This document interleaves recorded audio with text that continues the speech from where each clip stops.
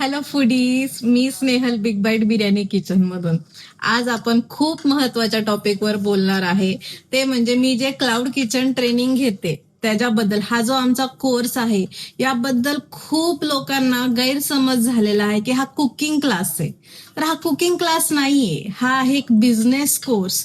Business करायला कसा business करायचा हे शिकवतोय आम्ही. आज पैसा कसा कमवायचा हे शिकवतोय ह्यामध्ये. भरपूर लेडीज अप्रोच करतात आज मला. मी असं म्हणत नाही की लेडीज मला कॉल करत नाही, इतक्या लेडीज कॉल करतात पण प्रत्येकाचा असा प्रॉब्लेम होतोय की त्यांना असं वाटतं की तुम्ही रेसिपी शिकवणार का फक्त. तर ह्यात फक्त रेसिपीज नाहीयेत, ह्यात त्या रेसिपी बनवून विकायच्या कशा हे महत्वाचं आहे. आज किती होम शेफ्स आहेत, आज क्लाउड किचन किती आहेत मार्केटमध्ये, पण कस्टमर तुमच्याकडनंच कसं घेईल ते पदार्थ, तुमचा सेल कसा वाढेल, हे मेन आम्ही ह्यात शिकवतोय.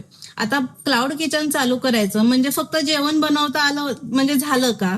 नाही ना. आज तर आपण सगळ्या गृहिणी आहोत, घरात छान स्वयंपाक करतो, उत्तम स्वयंपाक करतो. तुमच्या स्वयंपाकाची सगळी तारीफ पण करत असतील, हे की नाही. म्हणूनच तुम्ही विचार करताय की नाही मला क्लाउड किचन चालू करायचंय. बरं, मग तुम्ही माझी रील पाहिली, तुम्ही मला कॉल करता की आम्हाला पण क्लाउड किचन चालू करायचं, कसं करायचं. त्यासाठी मी हा व्हिडिओ बनवतीये की तुम्ही हा व्हिडिओ नीट ऐका.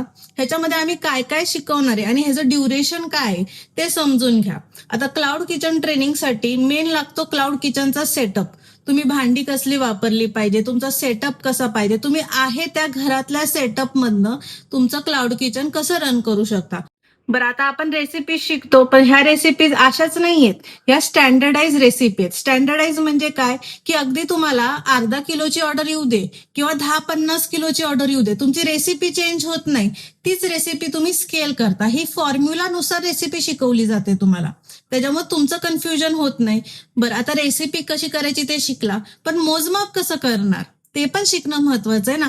आलीच मला 50 लोकांची ऑर्डर, तर मी किती तांदूळ घ्यायचा, भाज्या किती घ्यायच्या, कांदा किती घ्यायचा, ह्या सगळ्या गोष्टी आल्या.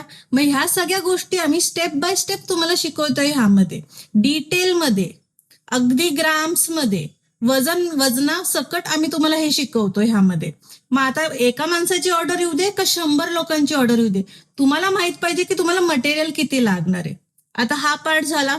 आता मटेरियल कळालं, रेसिपी कळाली, बनवता पण आली.